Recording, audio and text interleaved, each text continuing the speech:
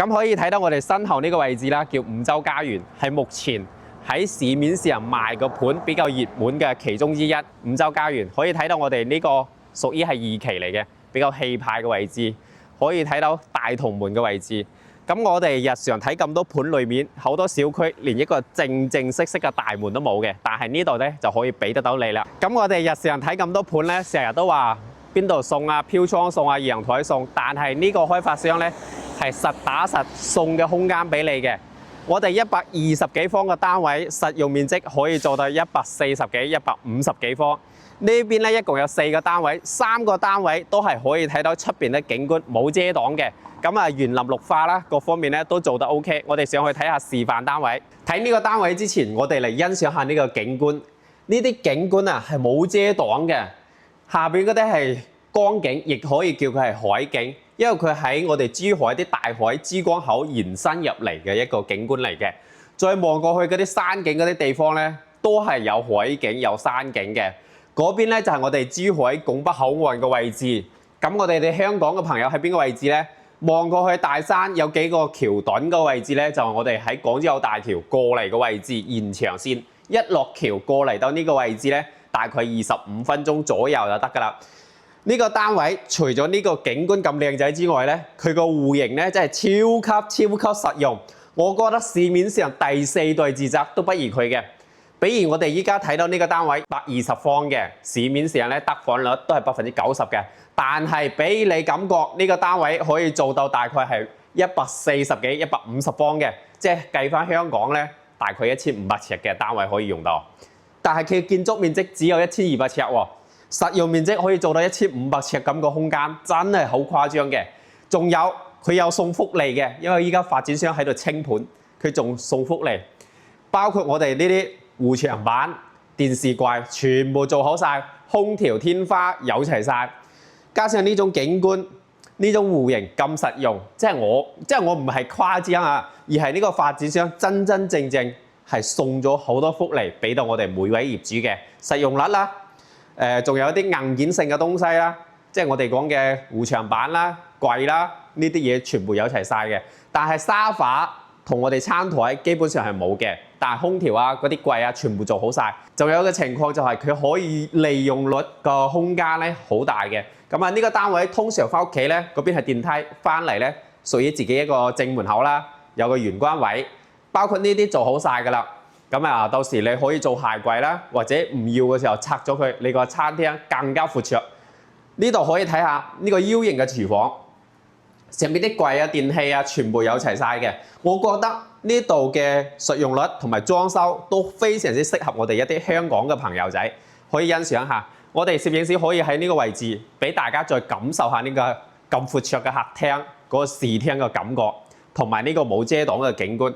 片區依家係揾唔到呢種單位㗎啦，但係呢度就俾得到你嘅感覺。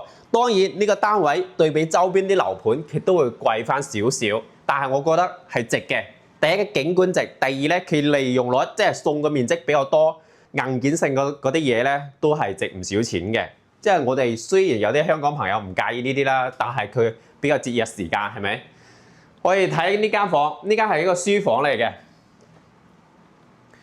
過嚟呢邊咧係一間客房，你可以感受到呢個同你哋日常睇咁多120方裏面邊有做得咁大間房㗎？但係呢度佢都係建築面積120方，景觀都 OK 啦，冇遮擋嘅。咁呢個盤咧叫五洲家園，佢喺我哋珠海湖心路呢個地帶啦，衣食住行落樓就可以享受啦。因為佢落樓咧有好多臨街商鋪，仲有我哋一啲香港朋友比較出名嘅白藤頭市場，即係食海鮮個位置。咁其三咧揸架車20-30分鐘就得啦，乾濕分離嘅，仲有鏡櫃。呢間係主人房嚟嘅，一整排嘅衣櫃攞去用就得㗎啦。呢邊咧仲有乾濕分離嘅洗手間。上邊嗰啲嘢全部鑲好晒㗎啦，呢度就好貼心嘅。依家啲市場個個喺度話搞第4代住宅，但係呢度咧真正係送空間俾你嘅。咁我哋日常睇咁多盤啦，其實我唔係幾認可第4代住宅嘅。第4代住宅咧私密性又差，樓間距又密。第三咧全部都係有啲玻璃，但係呢啲用到嘅面積咧，大部分係實體石屎嚟嘅。我覺得呢種安全性對比第四代住宅咧更加有優勢嘅。當然每個人中意嘅嘢咧一定有出入啦。呢個單位咧，我哋就睇到呢度，我哋睇下另外一個戶型。啱先我哋睇咗一個大單位啦，120幾方嘅，咁依家睇個細少少嘅116方，電梯出嚟就係呢間房啦。呢個 size 咧116方，但係俾我感覺佢個面積咧有140幾方嘅。你睇呢個入戶花園係俾你用嘅，係送俾你嘅，唔計面積嘅，唔計錢嘅，有埋窗戶，打開啲窗戶咧就可以達到對流啦。其實呢個位置好好用㗎，你可以整一大排嘅衣櫃啦。亦可以放雜物啦、電腦房啦，隨你用嘅。正式入到嚟呢邊咧，就係正式係呢套房嘅主要空間啦。傳統視廳嘅感覺，你睇下呢啲咁嘅戶型啊，就好似我哋日常睇140幾、150幾方嘅。咁我哋睇第一個單位咧，呢個玻璃咧係推咗出去嘅，即係拆咗嘅。第時交樓嘅時候都有呢個嘢俾你嘅。第時你都可以將呢個拆咗佢，推咗出嚟咧，就好似我哋睇第一個單位咁個感覺啦，好闊綽嘅落地大玻璃，封咗窗戶，咁又唔會話水淋熱曬飄啲水落嚟。我哋又可以享受到晾衣服、放洗衣機嘅位置，呢啲咁嘅景觀，別墅景嚟嘅。咁落樓咧，好多臨街商鋪嘅，食嘢買餸，包括你飲早茶就行過去對面得啦。我哋嗰個好出名嗰個白藤樓市場就喺前面少少。我哋依家睇到啲護牆板同埋呢啲咧，全部交付俾你嘅。空調有齊晒，呢個位置啱先我哋入嚟嘅位置，咁呢邊有個廚房嘅，可以欣賞下。其實呢個廚房咧，2-3個人一齊煮飯咧都 OK 嘅。名牌嘅電器，仲有呢啲櫃，全部做好晒㗎啦。煲卡冷餐就冇嘅，即係嗰啲冇嘅。但係呢啲啊，全部有齊晒，全部做好晒㗎啦。洗切炒全部 OK， 包括推拉門做好晒㗎啦。咁呢個單位咧，俾我感覺真係好好用。咁我哋依家市場上啦，大家都有講第四代住宅啦。如果係我嘅話，我寧願選擇呢種單位，因為我覺得有安全感啲啊。吹風打雨嘅時候都唔使擔心，萬一玻璃爆咗點算啊？但係呢種唔存在嘅，因為全部都食屎嚟嘅。呢間係書房，送嘅面積真係多。你睇下呢間房，又係好闊綽嘅喎。其實呢啲咁嘅房咧，就好似我哋日常睇其他單位嘅主人房咁大。呢啲櫃全部做好晒俾你嘅。睇下呢個主人房，呢個有公區嘅洗手間，呢間係主人房嚟嘅。呢啲櫃有齊晒，有套間。呢個就係我哋日常主人房啦。當然，我哋平時睇嗰啲咧有飄台嘅，但係呢度唔做飄台啦，所以你用嘅空間更加多啲。呢個單位咧就係建築面積116方，但係俾你嘅感覺一定有140幾、150方嘅。呢個單位我哋睇到呢度，仲有兩個單位睇埋佢。啱先咧，我哋睇咗兩個單位，一個120方嘅，一個116方嘅。咁依家睇呢個單位咧係119方嘅。如果計翻我哋香港嘅話，大概係1300尺嘅單位，但係你可以用到嘅面積咧接近咧1500尺嘅空間。你睇下呢個客廳個開關幾闊綽，真係好闊嘅。再睇下呢啲景觀，冇遮擋嘅視野啊，望景觀嘅，我覺得好寫意咯。咁啊，第時咧呢啲玻璃門啊，你拆埋佢推埋出嚟嘅話，你個客廳更加大，又唔使飄雨，又唔會吹風。咁啊，如果將對面嗰個窗戶打開佢，就可以達到一個對流嘅效果啦。咁我哋通常日常翻屋企喺我哋右手邊呢個位置啦，即係我哋喺電梯出嚟翻屋企就係我哋呢個位置啦。可以睇睇啲交付標準咧，係我哋睇咁多盤裏面啊，做料用材都 OK 嘅。咁啊，除咗啲凳啊、台啊、沙發冇嘅，大致上全部送晒俾你噶啦。咁我哋日常嘅廚房啦，佢每個單位，即係我哋啱先睇兩個單位啦，依家第三個啦，廚房咧都係一模一樣嘅，有少少可以講係 U 型個感覺。上邊啲櫃啊、電器全部有齊晒噶啦。當然呢啲係冇嘅，其他都有。放得落去你個雙門大冰箱，呢個位好闊嘅，俾大家睇下。個位置好闊落嘅，你隨便擺就可以噶啦。咁睇完我哋廚房咧，我哋欣賞下啲房。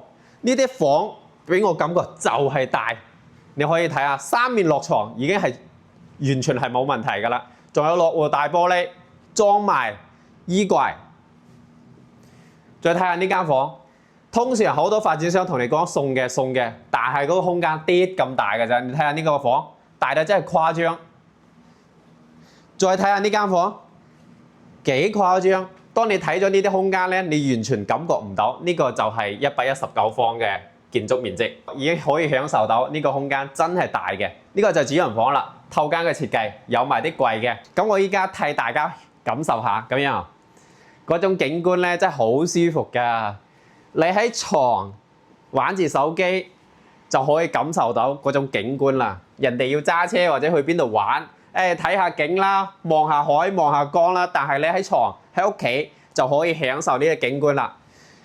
其實整體嚟講咧，呢啲單位實用率又高，大裝修，所有嘅櫃啊、空調啊做好晒，節約咗好多時間嘅。因為我哋好多香港朋友咧，好多時候咧真係想達到拎包入住就最好啦。但係有時候發展商好多都唔做嘅，但係呢邊做咗好多嘢俾大家。平時咧，我哋如果話揀咗五洲家園呢邊嘅單位，就買啲沙發啦、台啊、日常嘅一啲生活用品啦，就可以入住噶啦。咁我哋依家呢個單位咧，基本上已經睇完啦。其實呢邊仲有個最細嘅單位嘅68方，我哋可以睇埋佢，但係只有一個洗手間嘅，最細嘅68方，可以用到面積咧有成9000尺嘅。入門口咧就係我哋屋企入門嘅位置啦，呢啲做好晒，裡面廚房做好晒，放得落去冰箱嘅。咁咧呢個 size 咧係做咗3間房嘅，一個洗手間。我哋呢個盤咧一共有4個單位，其中有3個咧都係呢種景觀，好靚仔嘅，好寫意。好似我哋日常講嘅，好似一幅畫咁。到時咧，你將呢啲咁嘅推拉門推咗出去咧，更加好用。你個客廳更加大少少，可以擺得落你個歡聲笑語。我哋睇下啲房，呢個最細嘅單位咧係做咗3間房，一個洗手間嘅。首先睇下洗手間，過嚟咧係一個兒童房或者客房都可以嘅。其實69方可以做到咁大個空間咧，係我哋主人房嚟嘅。喺主人房咧望出去景觀都 OK 嘅。主人房對面咧，仲有間細細地嘅書房。整體嚟講，69方就可以做到咁大嘅空間咧，市面上真係少有。通常呢啲咁嘅空間咧，我哋睇咁多盤，點都要70幾方啦，係咪？單位咧基本上睇完啦，最大嘅咧120方啦，第二咧116，第三個119，第四個咧係68方嘅。咁呢啲單位雖然我哋建築面積係呢個 size， 但係遠超呢個建築面積嘅。佢個實用率咧真係爆棚嘅。咁呢個位置咧屬於我哋珠海斗門一個湖心路嘅位置。你喺呢度出發翻好運咧，大概係30分鐘左緊就 OK 噶啦。有啲快嘅朋友咧25分鐘就得噶啦。咁啊景觀咧真係好靚仔嘅。我哋依家睇呢啲單位咧係大裝修嘅，即係精裝交付啦。嗰啲護牆板、櫃、空調、燈飾全部做好晒嘅。實際我哋業主咧買啲沙發、床、台凳凳就可以入住噶啦。遠超我哋市面上第4代住宅嘅。咁通常我哋第4代住宅啦，我都有一直同大家講嘅，隱私性又差，樓間距又近。第三咧，玻璃咧全部多得不得了。我覺得一間屋咁多玻璃，你有安全感咩？咁啊，相對嚟講咧，我哋住喺有食肆、鋼筋水泥嘅地方咧，更加有安全感，更加舒服啲。落樓咧又有嘢食啊，臨街商鋪，過去咧有個嘉禾城，遠少少咧又可以飲早茶。再去遠少少咧，有萬達廣場或者我哋華發商都全部都可以喺周邊可以實現噶啦。珠海咧真係好多美食嘅，有農莊啊，有海鮮啦，樣樣齊全。咁我哋呢個位置最近咧就係白潭頭市場啦。我哋香港人咧好中意食海鮮，落樓就可以享受啦。